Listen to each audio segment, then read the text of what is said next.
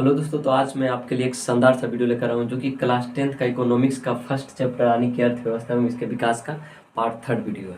हम लोग पार्ट 1 में पढ़े थे कि अर्थव्यवस्था क्या है, अर्थव्यवस्था के ढांचा क्या है, अर्थव्यवस्था का प्रकार क्या है। मतलब पार्ट 2 वीडियो में हम लोग क्या पढ़े थे कि आर्थिक वृद्धि एवं आर्थिक विकास में क्या अंतर है, समावेशी विकास क्या है, सतत विकास क्या है, योजना आयोग क्या है। इन सभी चीज़ों को हम लोग खत्म कर चुके हैं। जो भी अगर इन दोनों पार्ट वीडियो को मतलब कि पार्ट 1 और पार्ट 2 को नहीं देखे वो जाकर कृपया देख लें।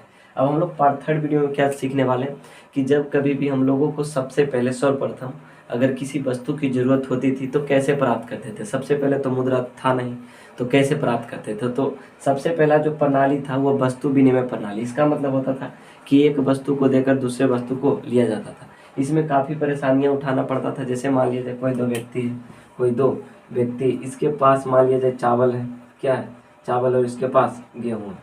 लेकिन इसको ज़रूरत है किसका, मक्का का। किसका है, मक्का का। और जबकि इसका ज़रूरत है किसको, गेहूँ का।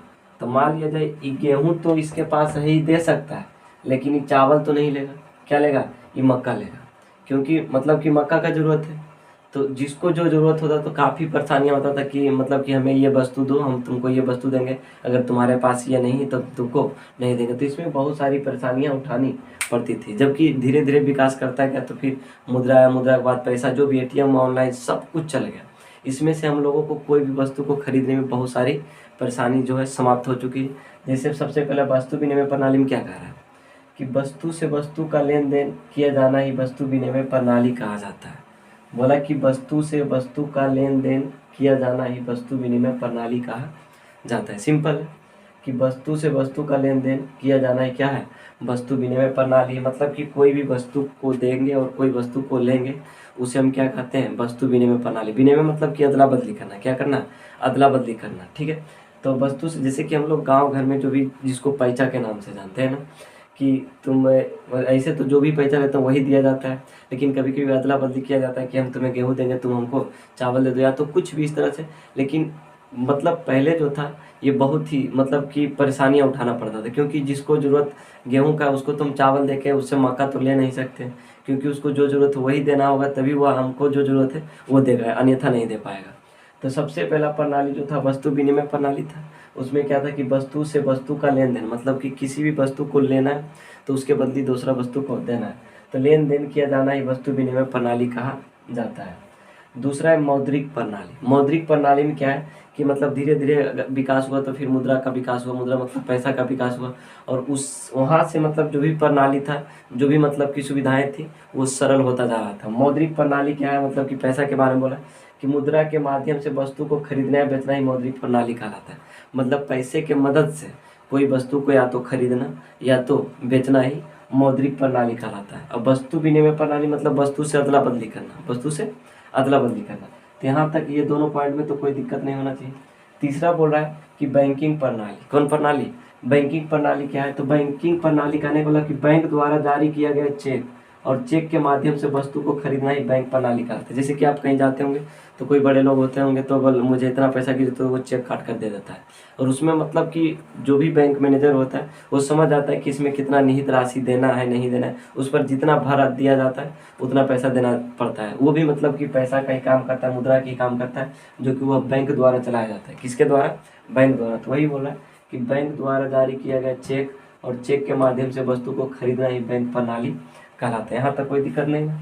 अब अगला पॉइंट की कोर बैंकिंग प्रणाली। कोर बैंकिंग प्रणाली, कोर बैंकिंग प्रणाली क्या होता है, तो जैसे कि यहाँ लिखा है कि दूर अवस्थित व्यक्ति समान खाते के माध्यम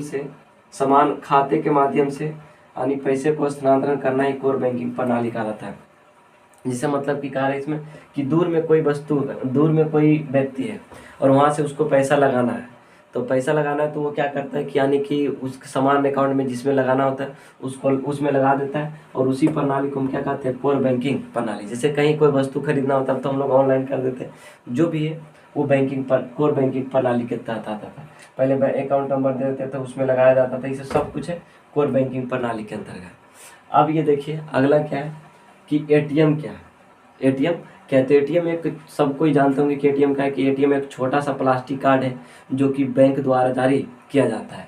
जैसे यहाँ लिखा है बैंक द्वारा जारी किया गया प्लास्टिक का एक छोटा सा कार्ड जिसमें सूक्ष्म संकेत निहित होता है, मतलब कि उसमें कोई ना कोई मतलब कोड होता है, जिससे ही हम लोग ऐसे सबका अगर कोड एक ही होगा तो पता है कि सबका किसका अकाउंट से कब पैसा निकलेगा कोई पता नहीं। तो सबका एटीएम का एक अलग अलग सूक्ष्म कोड होता है, यानी कि क्या बोल रहे सूक्ष्म संकेत निहित होता है, और इसके माध्यम से 24 घंटे किसी भी समय पैसे को निकाल सकते हैं।